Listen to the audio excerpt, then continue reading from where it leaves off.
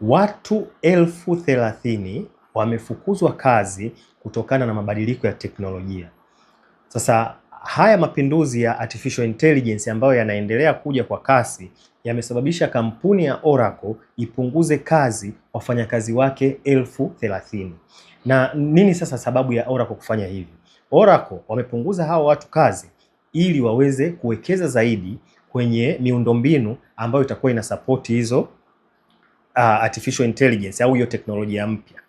Sasa hii sio mara ya kwanza kwa kampuni kubwa kupunguza watu kutokana na kupisha uwekezaji mkubwa wa AI, kwa sababu unaweza ukaona pia Amazon Januari mwaka huu walipunguza kazi watu 16,000.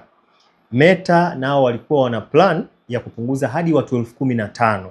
Sawa Dell wenyewe walikuwa wana plan ya kupunguza hadi watu 11,000. Salesforce nao walikuwa wana plan ya kupunguza hadi watu 1,000. Block nao walikuwa na plan ya kupunguza hadi watu 4,000. Microsoft mwaka jana wenyewe walipunguza watu 9,000. Sasa haya mambo ni ya moto. Sawa Haya mambo sio ya kuwa na wasiwasi nayo.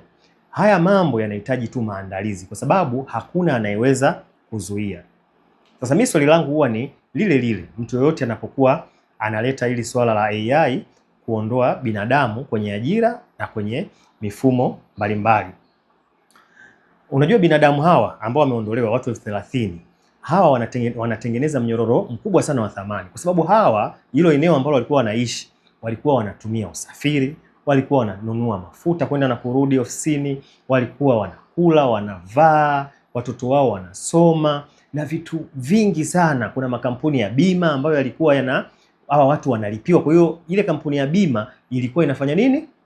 Nayo inapata thamani fulani kutokana na ajira ya watu 30,000. Mbali na hapo pia ile mifuko ya serikali ile ya wastaafu ilikuwa inakusanya ile hela. Ile hela tayari ilikuwa imeshazoeleka kukusanywa, kwa hiyo ina mipango tayari. Sasa vitu vingi kwenye hiyo line vinaenda kuwa affected.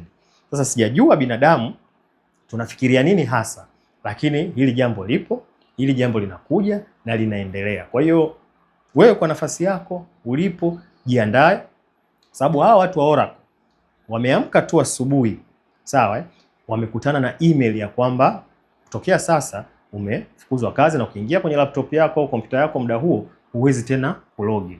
Kwa hiyo sio habari nzuri kwa sisi binadamu wote, lakini ndio hivyo, mabadiliko na mapinduzi ya teknolojia yanakuja na athari zake.